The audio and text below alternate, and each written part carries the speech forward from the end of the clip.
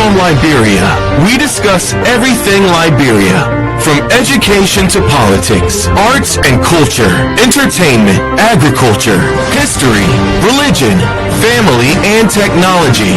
Focus on Liberia uncovers and showcases the best of Liberia and shows the world the truth about Liberia. We educate, elevate, and promote all things Liberia.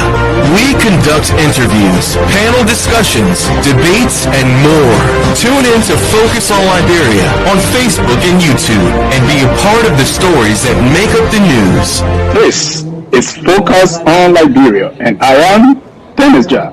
Greater Monrovia, through a partnership with the Green Climate Fund, we are working with the government to strengthen coastal defenses, combining engineering with nature, so that concrete and boots together hold back the sea. These efforts share one simple truth: resilience grows from the ground up. It grows when women lead mangrove restoration groups, when youth monitor the tides, when local leaders plan their community for climate data in hand. That is the power of locally led adaptation, and it is in the heart of UNDP's work across Africa.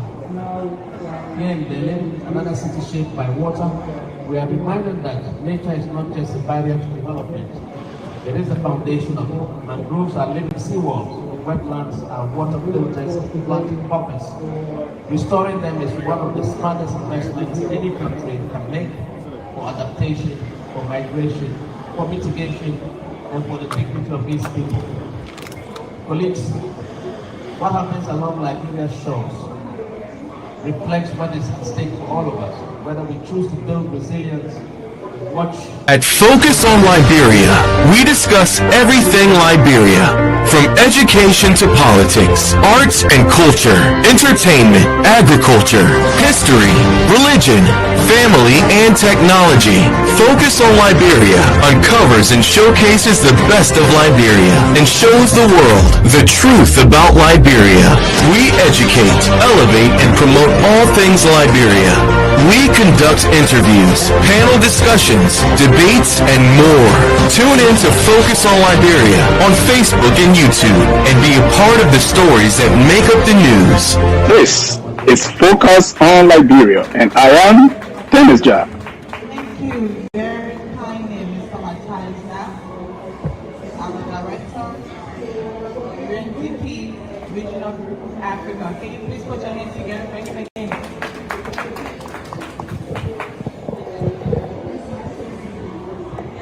A lot of important points. Liberia is determining DPR, adaptation action, especially when it comes to our coastal resilience. Something very key that I think everybody is sharing, showing that women lead in these initiatives and youth are involved and community-led community-led solutions are also highlighted. And we share that as part of this resilience group will come if we also have finances to ensure that these coastal lines are protected and that the application processes are inclusive. So we move now to our next phase of this section. We are going to have next our different platform guests.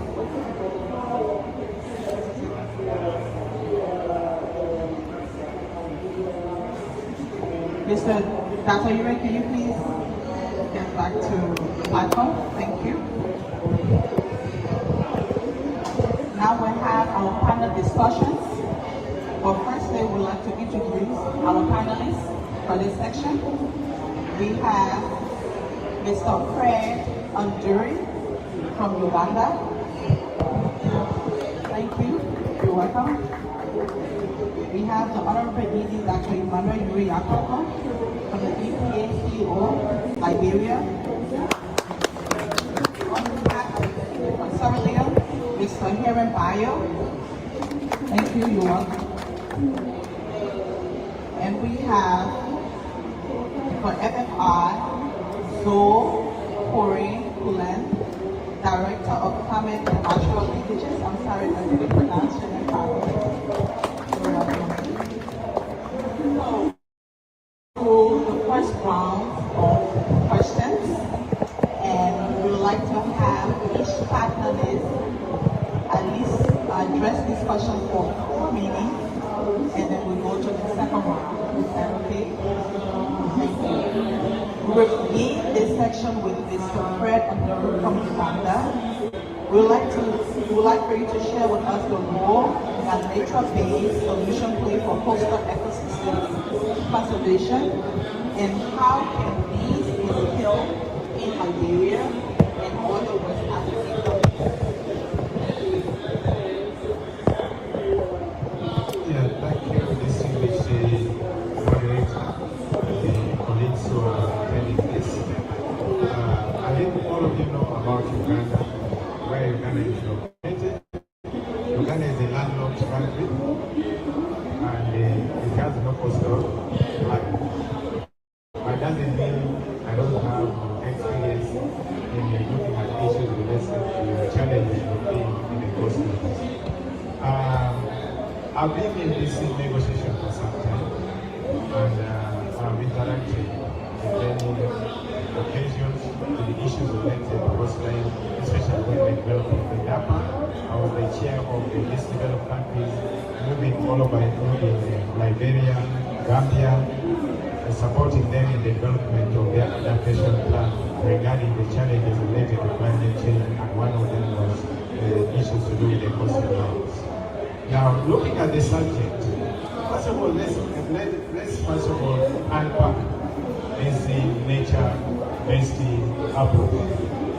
When we talk of nature-based approach, I think we are talking about, first of all, having the solutions and opportunity to align environment with resilient goals. We're also talking about restoring biodiversity, enhancing climate resilience, and carbon sequestration. It's important to know what we're talking about exactly. And then the next step is, do we have enabling environment for handling this? Do we have the legal and institutional framework in Liberia? Is the law there? Are the stakeholders have they been identified? That's very important to look at that. Before you identify the legal framework, see the gaps in the laws, see the gaps in the policy, it is very difficult to tackle issues related to addressing challenges in the coastal line. Then, is coastal line a priority for Liberia? Have you identified as the challenges in coastal line? Is it your priority? Otherwise, you may talk of it as a challenge, but it's not a national priority. It's not even a priority of a sector. So you may not find a lot of support to advance the implementation. Then the issue of awareness. Are people aware that they have this challenge, and the challenge is affecting them negatively, and there is urgency to address this? It's also important to mobilize the resources that you require for this, and then also mobilizing the key stakeholders, the key players who will be able to play this role. Then looking at the coastal line areas, we all know that we are affected by the population growth. Most of our coastal lines have been invaded by high rate of population, people moving to the coastal line from the right livelihood in different forms. Then there are a lot of economic activities going there. So if you want to address the challenges, how do you address the influx of people to the coastal line? How do you address the issues of economic activity? Then exposure to the impacts like the waves, the sea level, and then the runoffs, and then land subsidence. All this, you have to be aware of it. You have to educate people. Then we have also intensified pressure from the hydrological hazards. All these have to be taken into account. Then from the technology point of view, I may not be the solution, and I may not give you the full solution, but I give you the possible opportunity for you to address this. I think some of you are aware that in the UN climate change process, for any country to submit a request for support, you must have undertaken your technology needs assessment. Has Liberia undertaken the technology needs assessment? Have you identified your priorities? And have you identified the key players in handling these priorities? Have you integrated these priorities in your national plan? Is it part of your NDC? Is it part of your NAPS? So that is the process. And then in order to get the funding, we have established bodies for the Technology Development and Transport and the Convention. We have the Technology Executive Committee, which handles policy and the guidelines, the issues, the software technology. Then we have the CTCN, which is the implementing wing. Then Liberia, after identifying the priorities, you can submit a request through your NDE. I don't know whether you have an NDE for Liberia here. You have NDE, National Designated Entity for Technology for Liberia. If the national designated entity is there, then it is that person, the focal point, that should be able to mobilize all the technology needs of all the sectors based on the technology needs assessment that has been done. And then you generate your request in terms of a proposal or idea. This idea is submitted to the CTCN for further consideration. And then CTCN identifies one of the members of the network with the comparative knowledge and the capacity to handle this, to help Liberia develop an idea into a concept. And after it has been developed into a concept, CTCN can go further and link Liberia with the financial entities like the GEM, like the GCF, like the Adaptation Fund, because CTCN knows the rules, the guidelines, the framework that is required to be fulfilled in order to access this funds. Once it has been submitted to the financial institution, it is developed into a full-scale project. So I wanted to share with you that I know you have challenges in the coastal lines. Some countries have asked for resources for restoration of the mangrove, but all these require resources, just to mention but a few. So you need the technology mechanism to help you, and that is the procedure and the process. Thank you.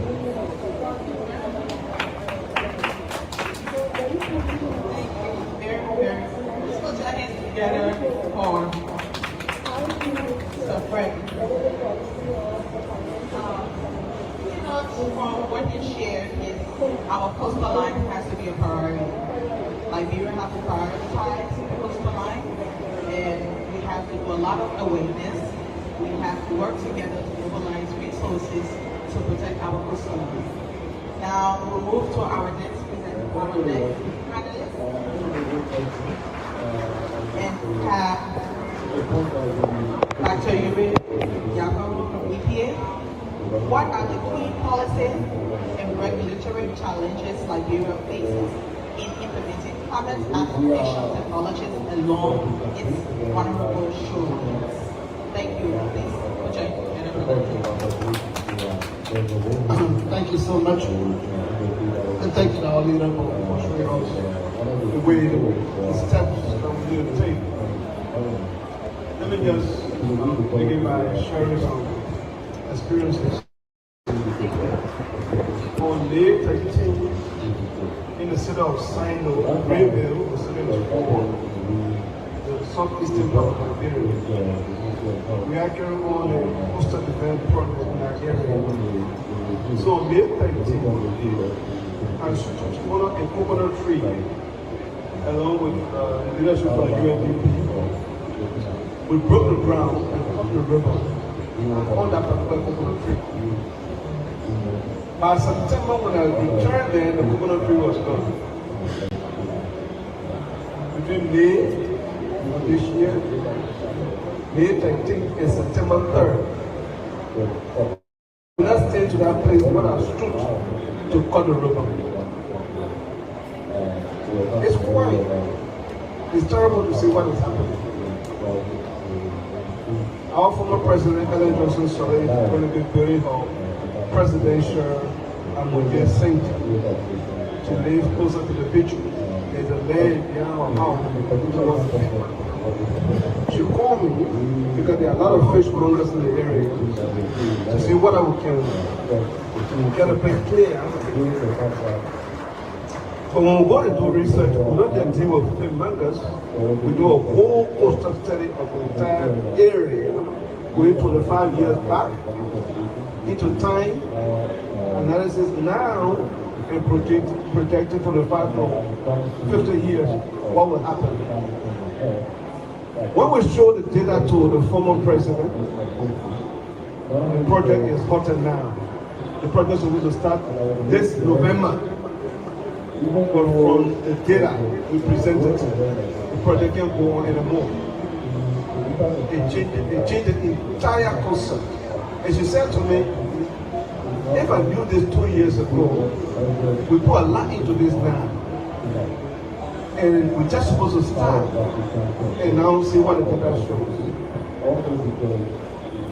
She asked me a direct question. If you are sitting in my seat, what will you do? I said 2 things. One, I don't find different land to construct a center. Or if you're going to construct a center, maybe in the next 2 years, because we need to look for money and get a coastal defense system here. Otherwise, the project will not last for long. And so, what I'm seeing with a coastline of 350 miles stretching along the Atlantic Ocean is terrible. Every day I get letters from property owners. This is what happening in Sinka, in different parts of the country. Every day, letters upon letters about how the sea is taking away people's property. And so coastal erosion is real and is a priority for Liberia.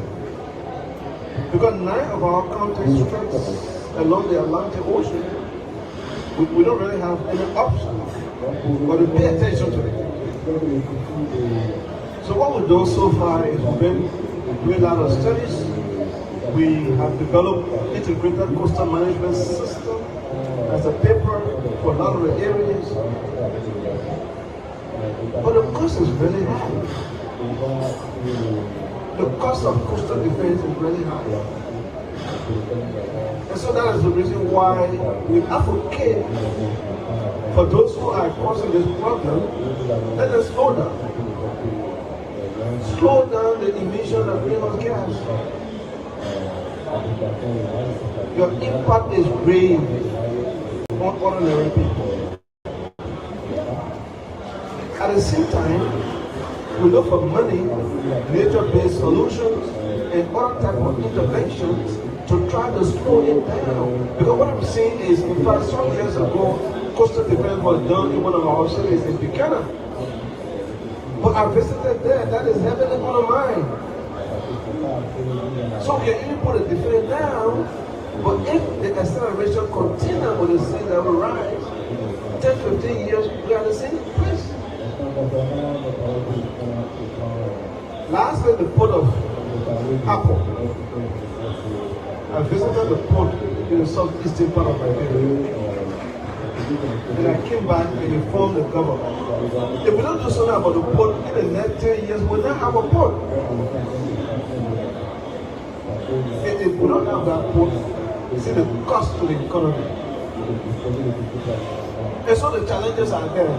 What we are doing as the government is to try as much as possible develop the system that is needed. But when you look at the overall cost, what's one of the problems I say here, that's what we need to do. We are doing some of that in terms of tapping into economic finance. But the one we get so far is like a drop in the bucket. It doesn't carry over far. We will continue to advocate and continue to fight so that we can save Liberia for other countries as well. Thank you.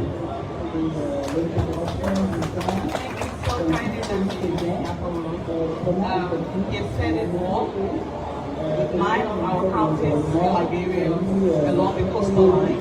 Obviously, it's a concern for Liberia. And it's a priority as well for Liberia. And with all these studies that have been done to identify these issues, like Dr. Yuri said, it's the hope of Liberia to have as much funding as we can and to also advocate for the reduction of greenhouse gas. Because even if we get to fix what we're doing now, what we have now, if we still do not mitigate what's happening with the gas emission, we'll have the same problem after 15 or 20 years.